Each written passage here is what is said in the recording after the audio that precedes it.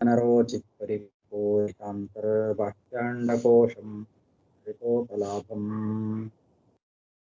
आभयेतं विधिशर्वपूर्वगीर्वाणविज्ञानदमानतोऽस्मि तमो हनुमान्नाम द्वितीयो भीमयेव च पूर्णप्रज्ञस्तृतीयस्तो भगवत्कार्यसाधकः बुद्धिर्बलं यशोधैर्यं निर्भयत्वमरोगता जाड्यं वाक्पटुत्वं च हनूमत् स्मरणाद् भवेत् पृथ्वीमण्डलमध्यस्थाः पूर्णबोधमतानुगाः वैष्णवा विष्णुहृदयाः तन्नमस्ये गुरुन् मम जन्माद्यस्य यतोऽन्वयात् तेने ब्रह्महृदाय आदिकवये मुह्यन्ति यं सूरयः तेजो वारिमृदां यथा विनिमयो यत्र त्रिसर्गो मृषा आम्ना स्वेन सदा निरस्तकुहकं सत्यं परं धीमहि सृष्टिस्थित्यप्येहा नियतिदृष्टितमो बन्धमोक्षाश्च यस्मात् तस्य श्रीब्रह्मरुद्रप्रभृतिसुरनरद्वीषशत्रुरात्मकस्य विष्णोर्व्यस्तास्तमस्ताः सकलगुणनिधिः सर्वदोषव्यपेतः पूर्णानन्दो व्ययो यो गुरुरपि परमः चिन्तयेत् तं महान्तम् यं प्रव्रजन्तमनुपेतमपेतकृत्यं द्वैपायनो विरहात्र आजुहाव प्रेतितं यज्ञातरवो सर्वोऽयं मुनिमान् हरि ओम्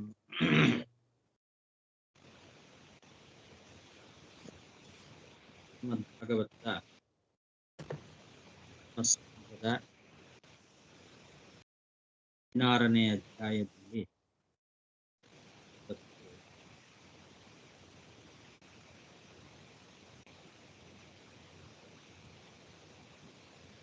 62ನೇ ಶ್ಲೋಕ.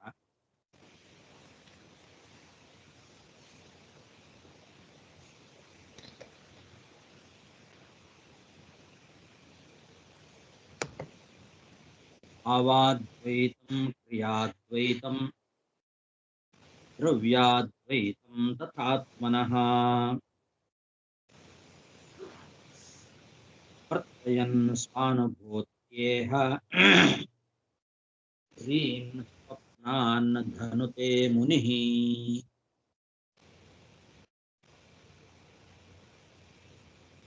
ಎಲ್ಲರೂ ನಾರದ ಮಹರ್ಷಿಗಳು ರಾಜನಿಗೆ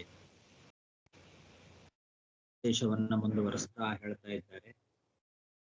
ಜ್ಞಾನಿಯಾದವನು ಸದಾ ಭಗವಂತನ ವಿಷಯದಲ್ಲಿ ಭಾವಾದ್ವೈತ, ಕ್ರಿಯಾದ್ವೈತ ಮತ್ತು ದ್ರವ್ಯಾದ್ವೈತಗಳನ್ನು ಚಿಂತನೆ ಮಾಡಬೇಕು.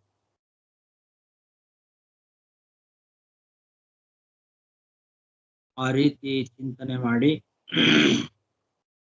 ರೂಪಾನಂದ ಅನುಭವದಿಂದ 3 ಸ್ವಪ್ನ, ಜಾಗೃತ ಮತ್ತು ಸುಷುಪ್ತಿ ಇವುಗಳಿಂದ ಆಗುವ ಅನರ್ಥಗಳನ್ನ ದೂರ ಮಾಡಿಕೊಳ್ಬೇಕು.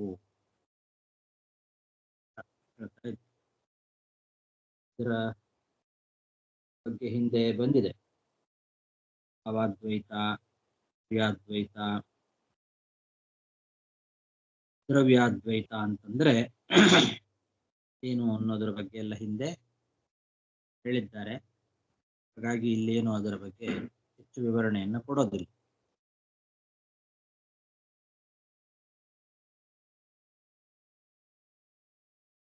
ಭಾವಾದ್ವೈತಂ ಕ್ರಿಯಾದ್ವೈತಂ ದ್ರವ್ಯಾದ್ವೈತಂ ತಥಾತ್ಮನಃ ವರ್ತಯನ್ ಸ್ವಾನುಭೂತ್ಯೇಹ ತ್ರೀನ್ ಸ್ವಪ್ನಾನ್ ಧುನತೆ ಮುನಿಃ.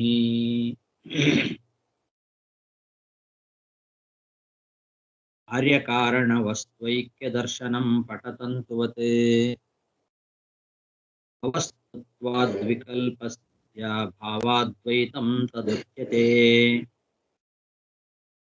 ಈ ಭಾವಾದ್ವೈತ, ಕ್ರಿಯಾದ್ವೈತ, ದ್ರವ್ಯಾದ್ವೈತ ಅಂತಂದ್ರೆ ಏನು ಅನ್ನೋದನ್ನ ಒಂದೊಂದೇ ಶ್ಲೋಕದಲ್ಲಿ ಹೇಳ್ತಾ ಹೋಗ್ತಾರೆ. ಮೊದಲು ಭಾವಾದ್ವೈತ. ಭಾವಾದ್ವೈತ ಅಂತಂದ್ರೆ ಈಗ ಬಟ್ಟೆಯನ್ನ ಮಾಡುವಾಗ ದಾರಗಳಿಂದ ಬಟ್ಟೆಯನ್ನ ಮಾಡ್ತಾರೆ. ಬಟ್ಟೆ ಎಲ್ಲಿದೆ? ದಾರಗಳಲ್ಲೇ ಇದೆ. ಹಾಗೆ ಕಾರ್ಯ ಮತ್ತು ಕಾರಣ. ದಾರದಲ್ಲಿ ಬಟ್ಟೆ ಇದೆ. ದಾರ ಬೇರೆ ಅಲ್ಲ, ಬಟ್ಟೆ ಬೇರೆ ಅಲ್ಲ. ಆದರೆ ಆ ಬಟ್ಟೆಗೆ ದಾರ ಅನ್ನೋದು ಕಾರಣ ಆಗಿದೆ. ಅಲ್ಲಿ ಕಾರಣವಾದದ್ದು ದಾರ, ಕಾರ್ಯವಾದದ್ದು ಬಟ್ಟೆ. ಆದರೆ ಬಟ್ಟೆ ಎಲ್ಲಿದೆ? ಕಾರ್ಯ ಎಲ್ಲಿದೆ? ಕಾರಣದಲ್ಲೇ ಇದೆ. ಕಾರ್ಯ ಮತ್ತು ಕಾರಣಗಳಿಗೆ ಅಭೇದವೇ ಇದೆ. ಬಟ್ಟೆ ಬೇರೆ ಅಲ್ಲ, ದಾರ ಬೇರೆ ಅಲ್ಲ.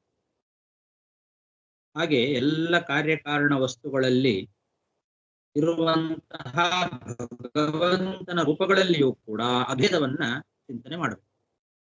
ಪ್ರತಿಯೊಂದು ಕಾರ್ಯಕಾರಣವಾದ ವಸ್ತುಗಳಲ್ಲಿ ಇರುವ ಭಗವಂತನ ರೂಪ ಅಭಿನ್ನವಾಗಿದೆ ಅಂತ ಚಿಂತನೆ ಮಾಡೋದೇನಿದೆ ಇದು. ಇದನ್ನ ಭಾವಾದ್ವೈತ ಅಂತ ಕರೀತಾರೆ.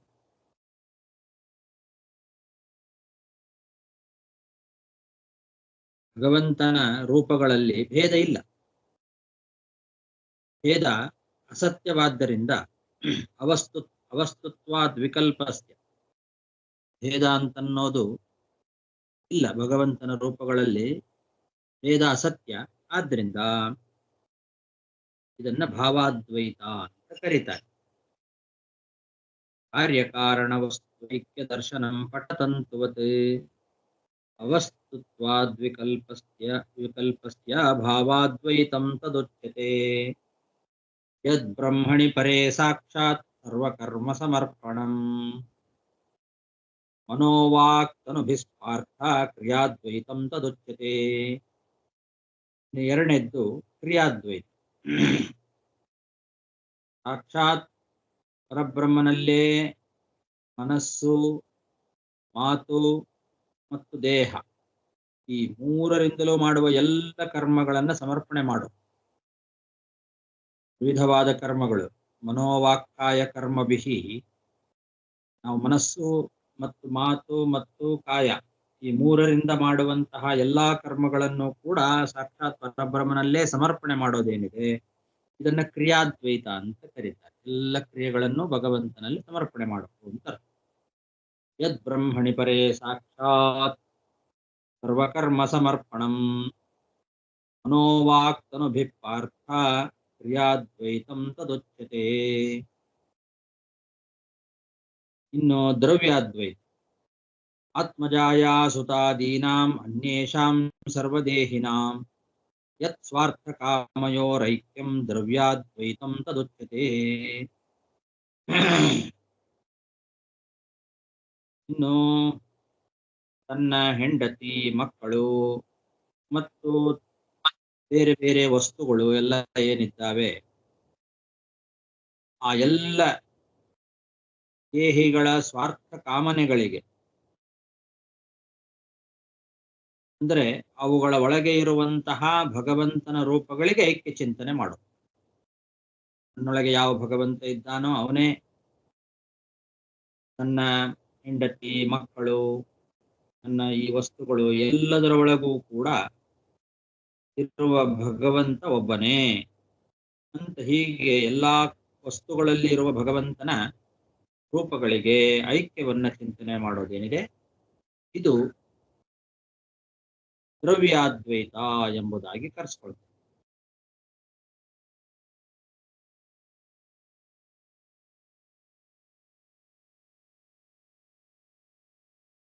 ಆತ್ಮಜಾಯಾ ಸುತಾದೀನಾಂ ಅನ್ಯೇಷಾಂ ಸರ್ವದೇಹಿನಾಂ ಯತ್ ಸ್ವಾರ್ಥ ಕಾಮಯೋರೈಕ್ಯಂ ದ್ರವ್ಯಾದ್ವೈತಂ ತದುಚ್ಯತೆ.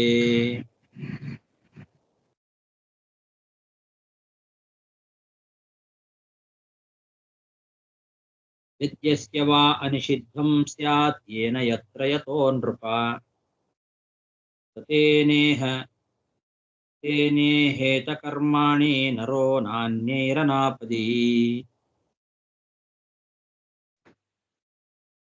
ನಾರದರು ಧರ್ಮರಾಜನಿಗೆ ನೃಪ, ರಾಜನೇ ಅಂತ ಹೇಳಿ ಹೇಳ್ತಾ ಇದ್ದಾರೆ. ಯಾರಿಂದ, ಎಲ್ಲಿ, ಯಾವುದರಿಂದ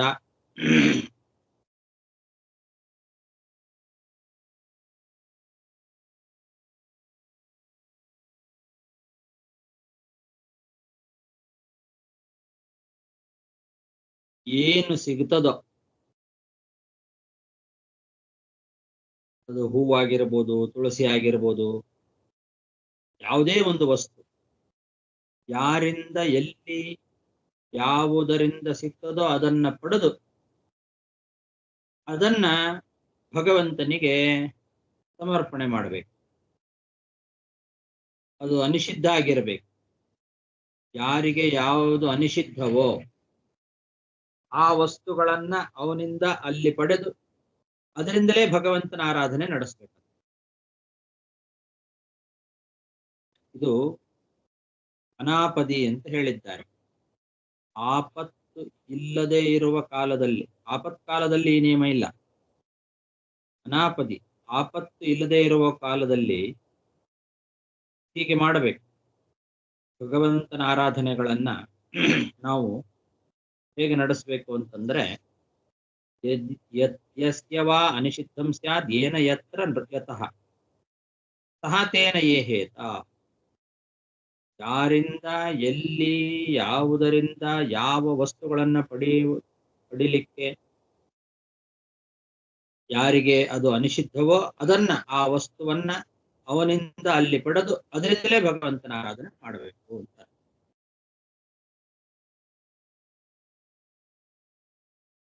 ನಿಷಿದ್ಧವಾದ ವಸ್ತುಗಳನ್ನ ಭಗವಂತನಿಗೆ ಸಮರ್ಪಣೆ ಮಾಡು. ಅದು ಎಲ್ಲೇ ಸಿಗಲಿ, ಯಾರಿಂದ ಸಿಗಲಿ, ಅದನ್ನ ಅಲ್ಲೇ ತಕ್ಷಣದಲ್ಲೇ ಅದನ್ನ ಭಗವಂತನಿಗೆ ಸಮರ್ಪಣೆ ಮಾಡಿಬಿಡ್ಬೇಕು.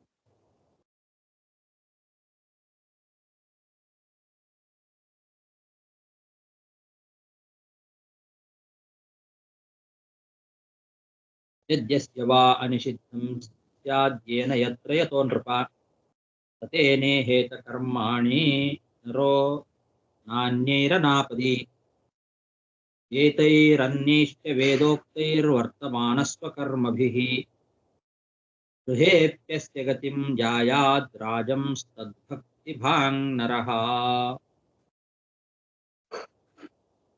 ರಾಜನೇ, ಈ ಕರ್ಮಗಳನ್ನ, ಇದುವರೆಗೂ ಹೇಳಿರ್ತಕ್ಕಂತಹ ಕರ್ಮಗಳೇನಿದ್ದಾವೆ, ಈ ರೀತಿಯಾದ ಕರ್ಮಗಳನ್ನ ಮತ್ತು ವೇದೋಕ್ತವಾದ ಬೇರೆ ಕರ್ಮಗಳು, ಸ್ವಕರ್ಮಗಳು, ತನ್ನ ವರ್ಣಾಶ್ರಮ ವಿಹಿತವಾದಂತಹ ಕರ್ಮಗಳು, ವೇದೋಕ್ತವಾದದ್ದು ಯಾವುದಿದೆ ಸ್ವಕರ್ಮಭಿಹಿ, ಅವುಗಳನ್ನ ಅನುಷ್ಠಾನ ಮಾಡ್ತಾ ಇದ್ರೆ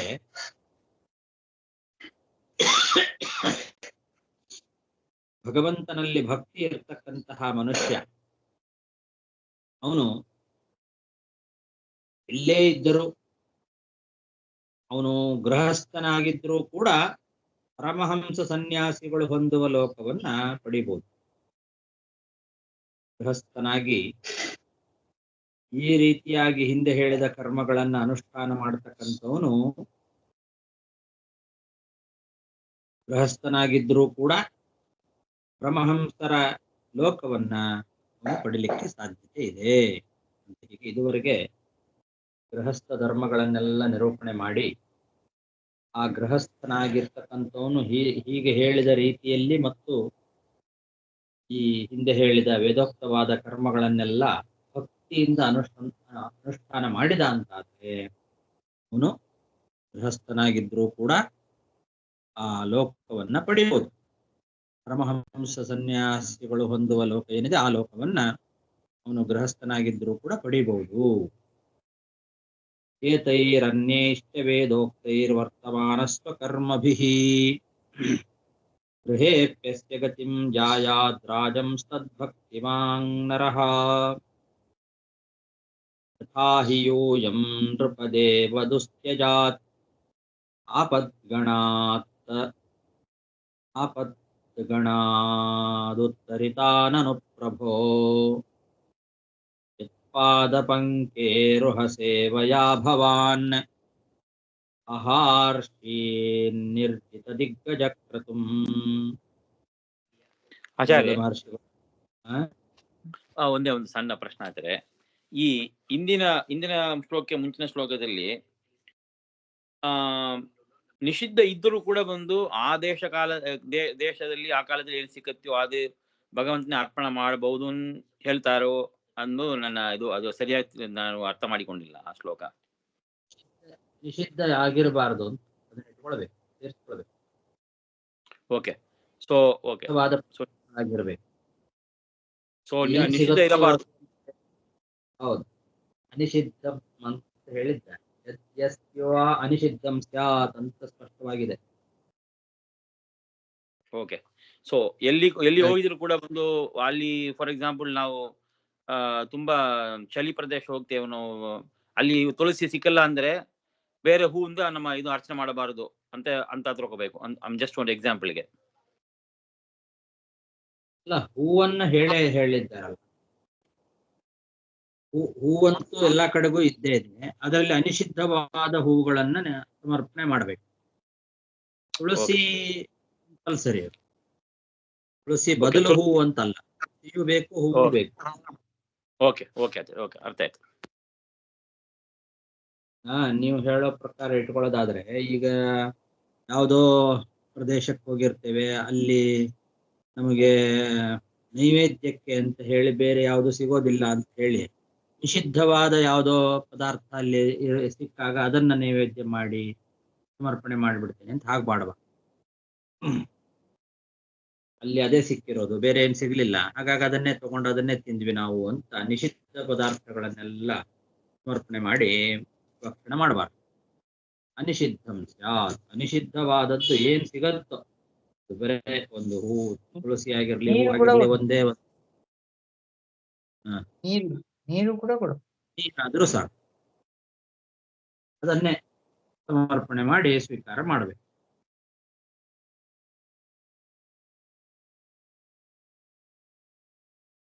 ಆಪತ್ಕಾಲದಲ್ಲಿ ಸ್ವಲ್ಪ ಹೆಚ್ಚು ಕಡಿಮೆ ನಡೆಯುತ್ತೆ ಅಂತಿದೆ, ಮತ್ತೆ ನಾಪದಿ ಅಂತಿದೆ.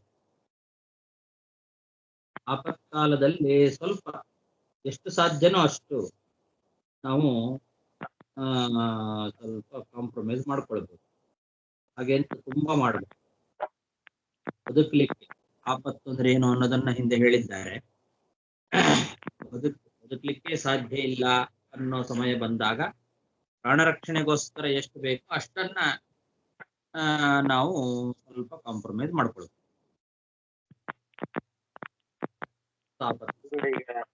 ಆಪತ್ಕಾಲದಲ್ಲಿ ನಿಷಿದ್ಧಗಳಿಂದಲೂ ಪೂಜಿಸುವುದು ಅಂತ ಆಗಿದ್ದಾರೆ. ಅದೇ ತುಳಸಿ ಸಿಕ್ಕಂದ್ರೆ ಬಾಡಿದ ಹೂವು ಅಂತ ಕೂಡ ಕೊಂಚ ಮಾಡ್ಲಕ್ಕ ಆ ಟೈಮ್ ಮಾಡಬಹುದು, ಎಕ್ಸೆಪ್ಷನ್. ಹೇಗೆ ತಿಳಿಸ್ತಿಲ್ಲ ಅದು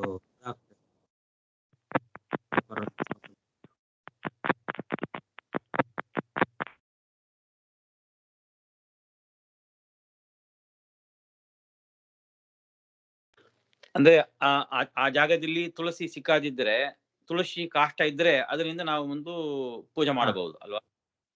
ಮಾಡು. ಓಕೆ ಓಕೆ, ಅದಕ್ಕೆ ಬೇರೆ ಪ್ರಮಾಣ ಹೇಳಿ. ಅದೇ ನಿಷಿದ್ಧ. ತುಳಸಿ ಕಾಷ್ಟ ನಿಷಿದ್ಧವಾದದ್ದಕ್ಕೆ ಅಂತಂದಾಗ ಅದನ್ನು ದೃಷ್ಟಾಂತ ತಗೋಬಾರ್ದು. ನಿಷಿದ್ಧವಾದ ಪದಾರ್ಥಗಳನ್ನ ನಿಷೇಧ ಮಾಡಬೇಕು ಅಂತಂದಾಗ ನಿಷಿದ್ಧವಾದ ಪದಾರ್ಥಗಳು ಸಿಗತ್ತೆ, ನಿಷಿದ್ಧವಾದ ಪದಾರ್ಥಗಳು ಸಿಗೋದಿಲ್ಲ ಅಂತ ಕಾಲ ಇಟ್ಕೊಳ್ಬೇಕು. ಆ ಕಾಲದಲ್ಲಿ ನಿಷಿದ್ಧವಾಗಿದ್ರೂ ಕೂಡ ಅದೇ ಇಲ್ಲಿ ಬೇರೆ ಏನು ಸಿಕ್ಕಿಲ್ಲ ಅಂತ ಅದನ್ನೇ ಸ್ವೀಕಾರ ಮಾಡಬಾರ್ದು ಅಂತ ಅರ್ಥ.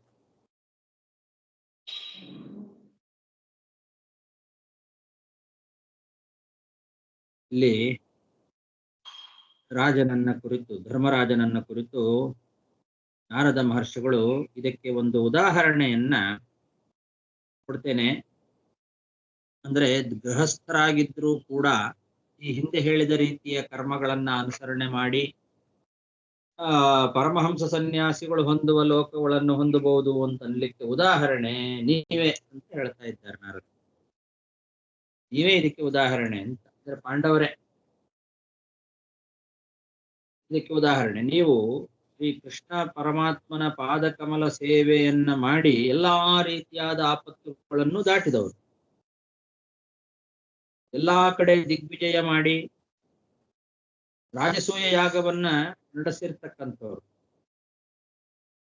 ಇದರಿಂದ ನಿಮಗೆ ಪರಮಹಂಸರಿಗೆ ಸಿಗುವಂತಹ ಮೋಕ್ಷಗತಿಯನ್ನೇ ನೀವು ಪಡಿತೀರಿ ಅನ್ನೋದ್ರಲ್ಲಿ ಬೇರೆ ಏನು ಸಂದೇಹ ಇಲ್ಲ, ಬೇರೆ ಹೇಳಬೇಕಾಗೇ ಇಲ್ಲ.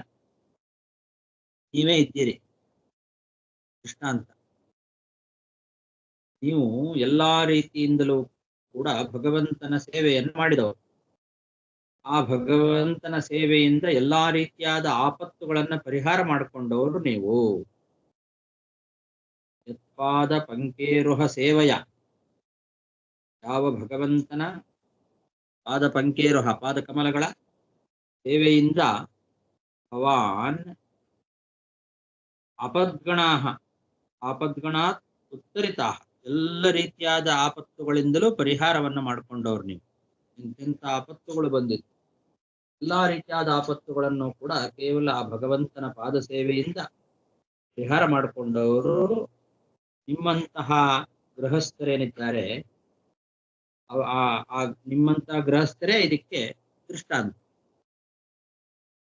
ಇದುವರೆಗೂ ನಾನು ಹೇಳಿದ ಗೃಹಸ್ಥ ಧರ್ಮವನ್ನ ಚೆನ್ನಾಗಿ ಭಕ್ತಿಯಿಂದ ಪರಿಪಾಲನೆ ಮಾಡಿ ಪರಮಹಂಸರಿಂದ ಲಭ್ಯವಾಗುವ ಲೋಕಗಳನ್ನ ಪಡೆಯಬಹುದು ಅಂತ ಅನ್ಲಿಕ್ಕೆ ನೀವೇ ಉದಾಹರಣೆ, ಬೇರೆ ಏನು ಹೇಳಲೇಬೇಕಾಗಿಲ್ಲ.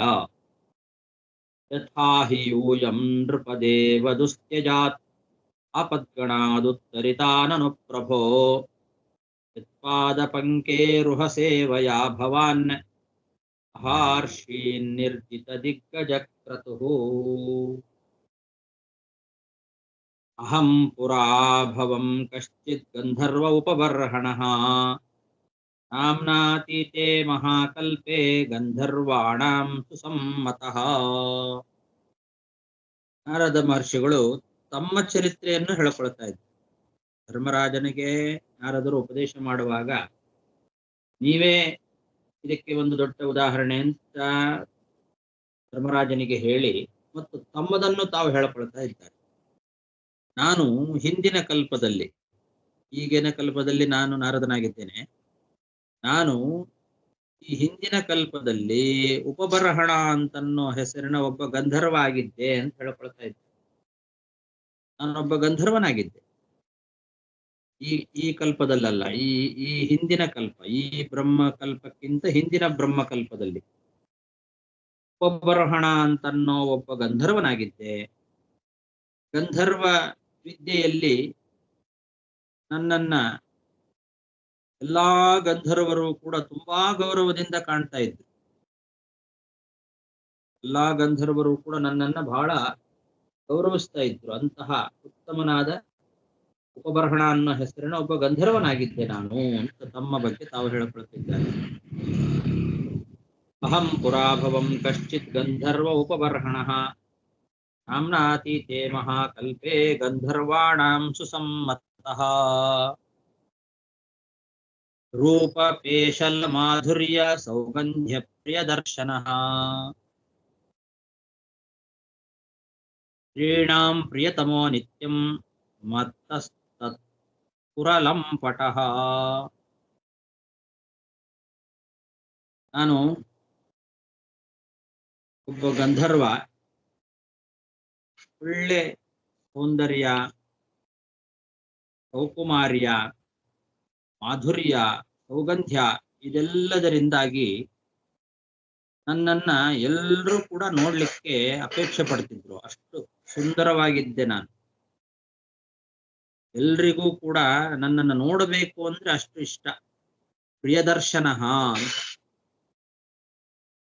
ರೂಪ ಪೇಶಲ ಮಾಧುರ್ಯ ಸೌಗಂಧ್ಯ ಪ್ರಿಯದರ್ಶನ, ಇವುಗಳಿಂದ ಆ ರೂಪ ಪೇಶಲ ಮಾಧುರ್ಯ ಸೌಗಂಧ್ಯ ಇದೆಲ್ಲದರಿಂದ ನಾನು ನೋಡೋರಿಗೆ ತುಂಬಾ ಅತ್ಯಂತ ಪ್ರಿಯನಾಗಿ ಕಾಣಿಸ್ತಾ ಇದ್ದೆ. ಸ್ತ್ರೀಯರಿಗಂತೂ ನಾನು ಅಂದ್ರೆ ಭಾರಿ ಇಷ್ಟ. ಸ್ತ್ರೀಣಾಂ ಪ್ರಿಯತಮೋ ನಿತ್ಯಂ. ಮತ್ತಃ ತತ್ ಪುರಲಂಪಟಃ. ನಾನು ಸದಾ ಕಾಲ ಮತ್ತನಾಗಿ ಅವರ ಅಂಗಸಂಗದಲ್ಲೇ ಆಸಕ್ತನಾಗಿದ್ದೆ. ನಾನು ಅಂದ್ರೆ ಅಷ್ಟಿಷ್ಟ ಎಲ್ಲ ಸ್ತ್ರೀಯರಿಗೆ, ಅಷ್ಟು ಸುಂದರವಾಗಿದ್ದೆ ನಾನು ಅಂತ ತಮ್ಮ ಹಿಂದಿನ ಕಲ್ಪದ ಚರಿತ್ರೆಯನ್ನು ಹೇಳ್ಕೊಳ್ತಾ ಇದ್ದಾರೆ. ಹಿಂದಿನ ಕಲ್ಪ ಅಂತಂದ್ರೆ ಇಲ್ಲಿ ನಾಮ್ನ ಅತೀತೆ ಮಹಾಕಲ್ಪೆ ಅಂತ ಇದೆ. ಅತೀತವಾದ ಮಹಾಕಲ್ಪ ಅಂತಂದ್ರೆ ಈಗ ನಡೀತಾ ಇರೋದು ಶ್ವೇತವರಾಹ ಕಲ್ಪ. ಈ ಶ್ವೇತವರಾಹ ಕಲ್ಪಕ್ಕಿಂತ ಹಿಂದಿನ ಕಲ್ಪ ಅಂದ್ರೆ ಪಾದ್ಮಕಲ್ಪ ಅಂತ ಹಾಗರ್ಥ ಅಲ್ಲ. ಪಾದ್ಮಕಲ್ಪದಲ್ಲಿ ನಾರದರಾಗೇ ಇದ್ರು ಅನ್ನೋದಕ್ಕೆ ಬೇರೆ ಪ್ರಮಾಣಗಳಿದೆ. ಈಗಿನ ನಾರದರೇ ಪಾದ್ಮಕಲ್ಪದಲ್ಲಿಯೂ ಕೂಡ ಅವರು ನಾರದರಾಗೇ ಇದ್ರು. ಹಾಗಾಗಿ ಕಲ್ಪ ಅಂತಂದ್ರೆ ಶ್ವೇತವರಾಹ ಕಲ್ಪಕ್ಕಿಂತ ಹಿಂದಿನದು ಪಾದ್ಮಕಲ್ಪ ಅಂತ ಇಟ್ಕೊಳ್ಬಾರ್ದು. ಅದಕ್ಕಿಂತ ಹಿಂದಿನ ಕಲ್ಪದಲ್ಲಿ ನಾರದರು ಗಂಧರ್ವರಾಗಿದ್ರು ಅಂದ್ರೆ ಈ ಬ್ರಹ್ಮದೇವರ 3 ವರ್ಷಗಳ ಕಾಲ ಏನಿದೆ ಇದನ್ನ ಪರಕಾಲ ಅಂತ ಕರೀತಾರೆ. ಈಗ ನಡೀತಾ ಇರೋದು ಬ್ರಹ್ಮದೇವರ ಬ್ರಹ್ಮಕಾಲ ಏನಿದೆ, ಈ ಬ್ರಹ್ಮಕಾಲ ಅತೀತ ಮಹಾಕಲ್ಪ ದಾಟಿದ ಮೇಲೆ ಬ್ರಹ್ಮಕಾಲಕ್ಕೇನೆ ಪರ ಅಂತ ಹೆಸರು.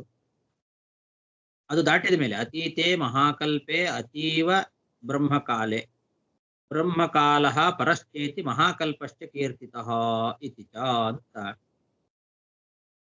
ಅದಕ್ಕೆ ಆಚಾರ್ಯರು ಬ್ರಹ್ಮಕಾಲ ಅಂದ್ರೆ ಯಾವುದು, ಅತೀತೆ ಮಹಾಕಲ್ಪೆ ಅಂದ್ರೆ ಹಿಂದಿನ ಬ್ರಹ್ಮಕಲ್ಪ ಅಂತ ಅರ್ಥ ಅಂತ ಇಟ್ಕೊಳ್ರಿ. ಈಗಿನ ಬ್ರಹ್ಮದೇವರಲ್ಲ, ಹಿಂದಿನ ಬ್ರಹ್ಮದೇವರಿರೋ ಕಲ್ಪ. ಪರ ಅಂದ್ರೆ ಮಹಾಕಲ್ಪ ಅಂತಿದೆ, ಬ್ರಹ್ಮಕಾಲಕ್ಕೇನೆ ಪರ ಅಂತ ಕರೀತಾರೆ. ಹಾಗಾಗಿ ಅತೀತೆ ಮಹಾಕಲ್ಪೆ ಹಿಂದಿನ ಬ್ರಹ್ಮಕಲ್ಪದಲ್ಲಿ ಅಂತ ಇಟ್ಟುಕೊಳ್ರಿ ಅಂತ ಬರೆದಿದ್ದಾರೆ. ಹಿಂದಿನ ಬ್ರಹ್ಮಕಲ್ಪದಲ್ಲಿ ನಡೆದದ್ದಿದು. ಆವಾಗ ಅವರು ಉಪಬರ್ಹಣ ಅನ್ನೋ ಹೆಸರಿನ ಗಂಧರ್ವ, ಸುಂದರರಾಗಿದ್ರು. ಸ್ತ್ರೀಯರಿಗೆ ಅತ್ಯಂತ ಪ್ರಿಯತಮನಾಗಿದ್ದೆ ನಾನು ಅಂತ ಹೇಳ್ತಾ ಇದ್ದಾರೆ.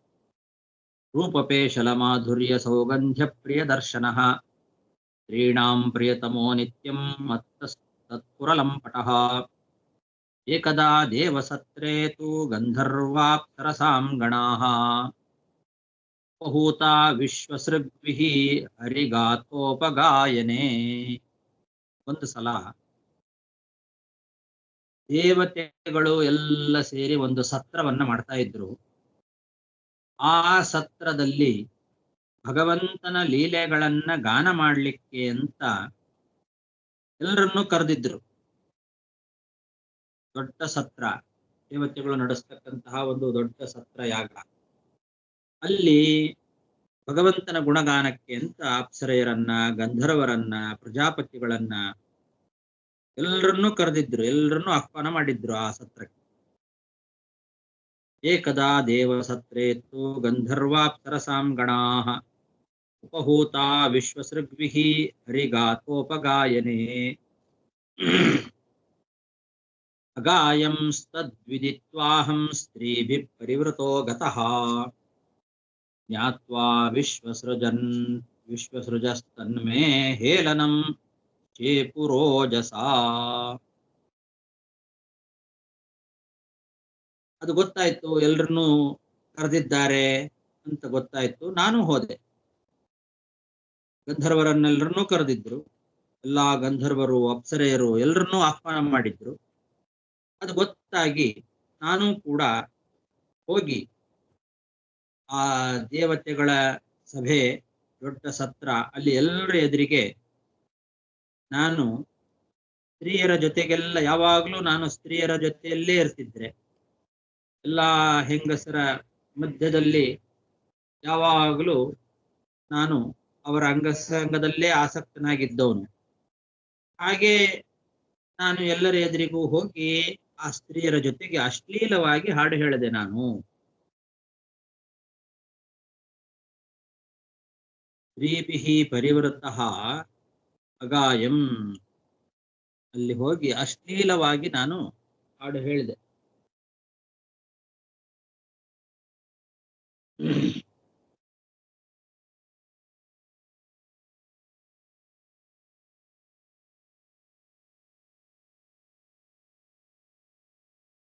ಪದಾದಿಪೂರ್ವಕಂ ಇತಿ ಜ್ಞೇಯಂ ಅಂತ ಇಟ್ಕೊಂಡಿದ್ದಾರೆ. ಬರೀ ಅಗಾಯಂ ಅಂತ ಅಷ್ಟೇ ಇದೆ, ಹಾಡು ಹೇಳದೆ ಅಂತಿದೆ. ಸ್ತ್ರೀಭಿಃ ಪರಿವೃತಃ ಅಗಾಯಂ, ಎಲ್ಲ ಸ್ತ್ರೀಯರ ಮಧ್ಯದಲ್ಲಿ ನಾನು ಹಾಡು ಹೇಳಿದೆ. ಅದನ್ನ ಮದಾದಿಪೂರ್ವಕಂ, ಮತ್ತನಾಗಿ ಹಾಡು ಹೇಳದೆ, ಶೀಲವಾಗಿ ಹಾಡು ಹೇಳದೆ ಅನ್ನೋದನ್ನು ಜೊತೆಗೆ ಸೇರಿಸ್ಕೊಳ್ಬೇಕು ಅಂತ ಬರೆದಿದ್ದಾರೆ. ಮದೋಪರಕ್ತಗಾನ ಲಕ್ಷಣಂ ಅಂತ ವಿಜಯಧ್ವಜ ತೀರ್ಥರು ಬರೆದಿದ್ದಾರೆ. ಹರಿ ಮದ ಇರಿತ್ತು ನನಗೆ, ನನಗೆ ಭಾರಿ ಸುಂದರ ಅನ್ನೋ ಅಹಂಕಾರ, ಮತ್ತನಾಗಿ ಎಲ್ಲ ಸ್ತ್ರೀಯರ ಜೊತೆಗೆ ಕೂತು ಅಶ್ಲೀಲವಾಗಿ ನಾನು ಹಾಡು ಹೇಳಿದೆ. ಇದು ಆ ದೇವತೆಗಳ ಸಭೆಯಲ್ಲಿ ನಾನು ಮಾಡಿದ ಒಂದು ದೊಡ್ಡ ಅಪಚಾರ. ಮಾಡಬಾರ್ದಾಗಿತ್ತು. ಆವಾಗ ನಾನು ಮತ್ತನಾಗಿ ಬಿಟ್ಟಿದ್ದೆ. ಸೌಂದರ್ಯದ ಮದ ಇತ್ತು ನನಗೆ, ಆಗ ಹಾಗೆ ಮಾಡಿದ್ದೆ. ಈ ಅಪಚಾರವನ್ನ ನೋಡಿ ಪ್ರಜಾಪತಿಗಳು ಅವರ ಒಂದು ತಪಶಕ್ತಿಯಿಂದ ನನಗೆ ಶಾಪ ಕೊಟ್ಟರು. ಅಗಾಯಂ ತದ್ವಿದಿತ್ವಾಹಂ ಸ್ತ್ರೀಭಿಃ ಪರಿವೃತೋ ಗತಃ ಜ್ಞಾತ್ವಾ ವಿಶ್ವಸೃಜಸ್ತನ್ಮೇ ಹೇಲನಂ ಶೇಪುರೋಜಸಾ. ಏನ್ ಶಾಪ ಕೊಟ್ರು? ಯಾಹಿ ತ್ವಂ ಶೂದ್ರತಾಮಾಶು ನಷ್ಟಶ್ರೀಃ ಕೃತಹೇಲನಃ ತಾವದ್ದಾಸ್ಯಾಮಹಂ ಯಜ್ಞೆ ತತ್ರಾಪಿ ಬ್ರಹ್ಮವಾದಿನಾಂ ಶುಶ್ರೂಷಯಾನುಷಂಗೇಣ ಪ್ರಾಪ್ತೋಹಂ ಬ್ರಹ್ಮಪುತ್ರತಾಂ. ಪ್ರಜಾಪತಿಗಳು ನನಗೆ ಕೊಟ್ಟ ಶಾಪ. ಆವಾಗ ಇಲ್ಲಿ ನಡೆದಂತಹ ಒಂದು ಅಪಚಾರದಿಂದ, ನಾನು ಮಾಡಿದ ಈ ಅಪಚಾರದಿಂದ ನನಗೆ ಅವರೆಲ್ಲ ಶಾಪ ಕೊಟ್ಟರು. ಏನು ಅಂದ್ರೆ, ಎಲ್ಲರಿಗೂ ಅಪಚಾರವನ್ನ ಮಾಡಿದ ನೀನು, ಸೌಂದರ್ಯ ಮೊದಲಾದ ಸಂಪತ್ತು ಏನಿದೆ ಇದರಿಂದ ನಿನಗೆ ಬಂದದ್ದು ಅಹಂಕಾರ.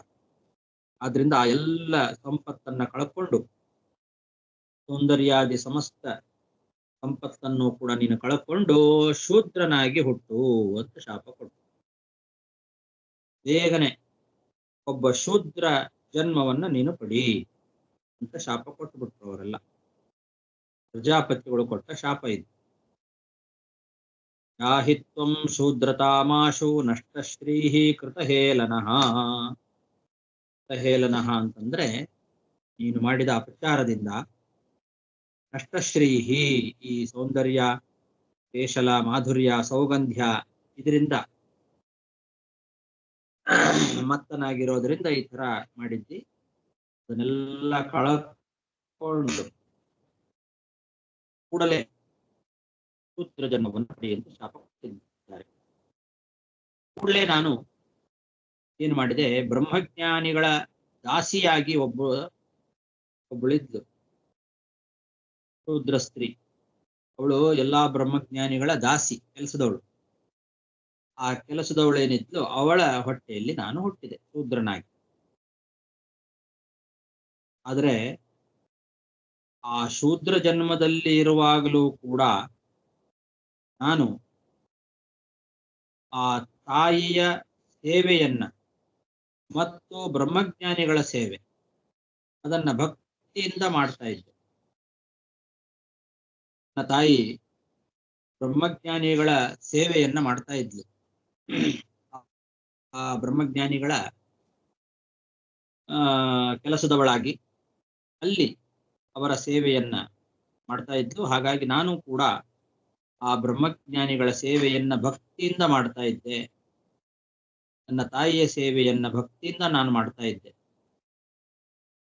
ಅದರಿಂದ ಈಗ ಬ್ರಹ್ಮಪುತ್ರನಾಗಿ ನಾರದನಾಗಿ ಹುಟ್ಟಿದ್ದೇನೆ ಅಂತ. ಹಾಗಾಗಿ ಬ್ರಹ್ಮಜ್ಞಾನಿಗಳ ಸೇವೆ ಅಂತನ್ನೋದು ಭಾರಿ ದೊಡ್ಡದು. ಬ್ರಹ್ಮಜ್ಞಾನಿಗಳನ್ನ ಸೇವೆ ಮಾಡೋದ್ರಿಂದ ಎಂಥ ದೊಡ್ಡ ಫಲ ಸಿಗತ್ತೆ ಅಂತನ್ಲಿಕ್ಕೆ ನಾನೇ ಒಂದು ದೊಡ್ಡ ಉದಾಹರಣೆ. ಆ ಶೂದ್ರ ಜನ್ಮದಲ್ಲಿ ಜನಿಸಿದರೂ ಕೂಡ ಬ್ರಹ್ಮಜ್ಞಾನಿಗಳ ಸೇವೆಯನ್ನ ಭಕ್ತಿಯಿಂದ ಮಾಡಿದ್ರಿಂದ ಈಗ ಬ್ರಹ್ಮದೇವರ ಮಗನಾಗಿ ನಾರದನಾಗಿ ನಾನು ಹುಟ್ಟಿದ್ದೇನೆ. ಹಾಗಾಗಿ ಬ್ರಹ್ಮಜ್ಞಾನಿಗಳ ಸೇವೆ ಅಮೋಘವಾದದ್ದು ಅಂತನ್ನೋದು ನನಗೆ ಅನುಭವ ಸಿದ್ಧವಾಗಿದೆ. ಹೀಗೆ ನಾರದರು ತಮ್ಮ ಹಿಂದಿನ ಜನ್ಮದ ವೃತ್ತಾಂತವನ್ನ ಧರ್ಮರಾಜನಿಗೆ ಹೇಳ್ತಾ ಇದ್ದಾರೆ. ಯಾಹಿತ್ವಂ ಶೂದ್ರತಾಮಾಶು ನಷ್ಟಶ್ರೀಕೃತ ಹೇಲನಃ ಆವದ್ದಾಸ್ಯಾಮಹಂ ಯಜ್ಞೆ ತತ್ರಾಪಿ ಬ್ರಹ್ಮವಾದಿನಾಂ ಶುಶ್ರೂಷಯಾನುಷಂಗೇಣ ಪ್ರಾಪ್ತೋಹಂ ಬ್ರಹ್ಮಪುತ್ರತಾಂ.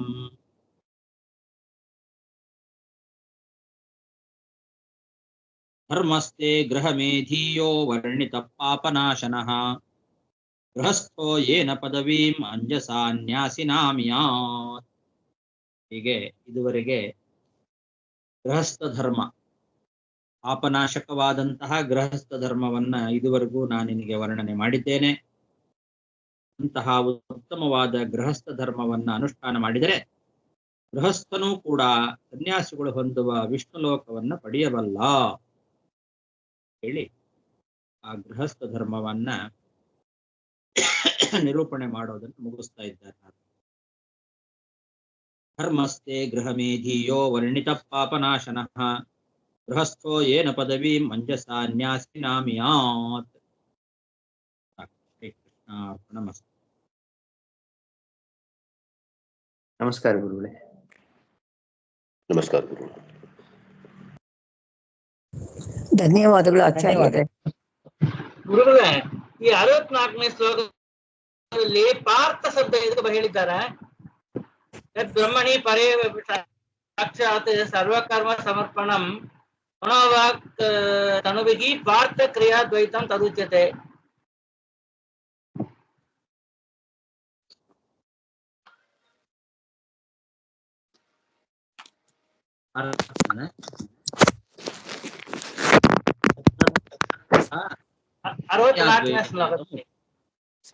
ಪಾರ್ಥ ಅಂತ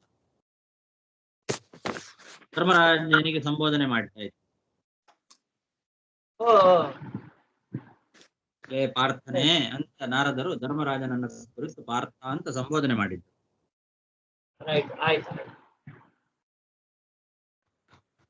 ಆಚಾರ್ಯ ನಮಸ್ಕಾರ. ಒಂದು ಇದು ವಿಜ್ಞಾಪನ. ಇದು ಏಕಾದಶಿಗೆ ದೇವರ ಪೂಜೆಯಲ್ಲಿ ಷೋಡಶೋಪಚಾರ ಇದೆಯಾ? ಇದೆ, ದೇವರಿಗಿದೆ. ದೇವರಿಗೆ ಷೋಡಶೋಪಚಾರ ಮಾಡಬಾರ್ದಲ್ಲ?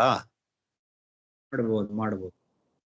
ಅದು ಗಂಧ ಅಕ್ಷಿತ ಪಚ್ಚಕರ್ಪೂರ ಇದು ಎಲ್ಲ ಹಾಕಬಾರ್ದು. ಕರ್ಪೂರ ಊದುಬತ್ತಿ ಕೂಡುದು ದೇವರಿಗೆಲ್ಲ ಇದು ಮಾಡಬಹುದು. ಸರಿ ಸರಿ ಸರಿ, ಧನ್ಯವಾದ. ದೇವರಿಗಿಲ್ಲ, ಓಕೆ. ದೇವರಿಗೆ ಲಕ್ಷ್ಮಿಗೆ ಇಲ್ಲ, ಲಕ್ಷ್ಮಿಗೆ ಇಲ್ಲ, ಲಕ್ಷ್ಮಿಗೆ ಇಲ್ಲ, ನೈವೇದ್ಯ ಇಲ್ಲ.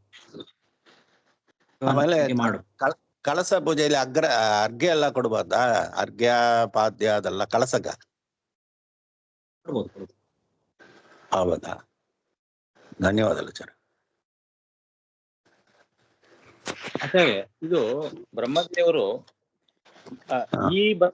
ಈ ಬ್ರಹ್ಮಕಲ್ಪ ಅಲ್ಲ, ಬೇರೆ ಬ್ರಹ್ಮಕಲ್ಪದಲ್ಲಿ ಇಂತಹ ಹುಟ್ಟಿದರೆಂದ್ರೆ ಎಲ್ಲಾರಿಗೆ ಬಂದು ಒಂದು ಬ್ರಹ್ಮ ಏನು 100 ದಿವಸ ಇದೆ, ದಿನಗಳಿದೆ, ಆ 100 ವರ್ಷ ಸಾರಿ ಅದರಲ್ಲಿ ಸಾಧನೆ ಹೇಳಿದ ಮೇಲೆ ಬೇರೆ ಒಂದು ಬ್ರಹ್ಮದೇವರು ಇದರಲ್ಲಿ ಬಂದು ಇವರು ಇಂಥ ತರ ಅವರು ಗಂಧರ್ವ ಹುಟ್ಟಿದರೆ ಹೇಳಿದರೆ ಇವರಿಗೆ ಮಾತ್ರ ಒಂದು 2 ಬ್ರಹ್ಮದೇವರಿಗೆ ಕಾಲ ತಕ ಅವರಿಗೆ ಸಾಧನೆ ಇದೆ ಅಂತ ಒಂದು ಆಗ್ಬಿಡುತ್ತೆ ಅಲ್ವಾ?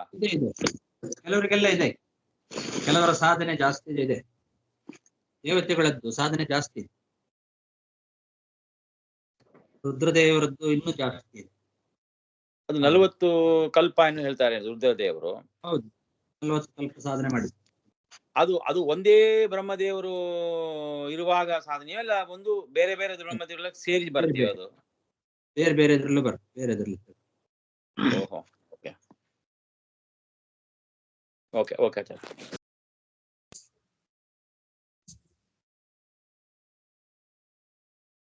ಆಚಾರ್ಯ. ನಮಸ್ಕಾರ. ನಾರದಂಬದು ಒಂದು ಪೋಸ್ಟ್ ಇಂದ್ರ ತರ ಯಾರಾದರೂ ನಾರದರು ಅಂತ ಯಾರಾದರೂ ಅಂತಂದದ್ದು ಮಾತ್ರ ಕೇಳಿಸ್ತು, ಮುಂದಿನ ಏನು ಕೇಳಿಸಿಲ್ಲ.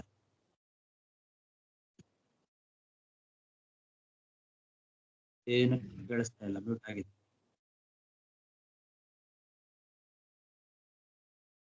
ಆಚಾರ್ಯ ಅವರು ನಾರದರು ಒಂದು ಪೋಸ್ಟ್ ಕಾರ್ಡ್ ಕಲ್ತಾರೆ. ಹಾ ಹೌದು ಹೌದು. ಈಗ ನಾರದರು ಆಮೇಲೆ ಪ್ರಳಯ ಕಾಲ ಆದ್ಮೇಲೆ ಅವರು ಏನಾಗ್ತಾರೆ? ಅವ್ರು ಮೋಕ್ಷಕ್ಕೆ ಹೋಗ್ತಾರೆ. ಮೋಕ್ಷ. ಮತ್ತೊಬ್ರು ಇನ್ನೊಬ್ಬರು ನಾರದರು ಪದವಿ ಬರ್ತಾರೆ. ಹೌದು ಹೌದು. ಅವರು ಮೋಕ್ಷಕ್ಕೆ ಹೊರಟು ಹೋಗ್ತಾರೆ.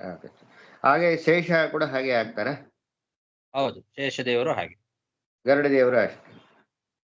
ಗರುಡ ದೇವರು ಹಾಗೆ, ಶೇಷದೇವ ಎಲ್ಲ ಇವೆಲ್ಲ ಪದವಿಗಳು. ಅವರ ಈಗಿನ ಪತ್ನಿ ಸಪತ್ನಿಯರೊಡ ಪತ್ನಿಕರಾಗಿ ಶೇಷದೇವರು ಮೋಕ್ಷಕ್ಕೆ ಹೋಗ್ತಾರೆ. ಈಗಿನ ಪಾರ್ವತಿ ಮತ್ತು ರುದ್ರದೇವರು ಮುಂದೆ ಶೇಷದೇವರು ಆಗ್ತಾರೆ, ಅರುಣಿ ಶೇಷ ಆಗ್ತಾರೆ. ಹಾಗೆ. ಧನ್ಯವಾದ, ನಮಸ್ಕಾರಗಳು.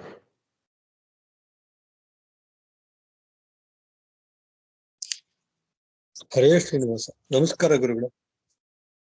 ಹರೇ ನಮಃ.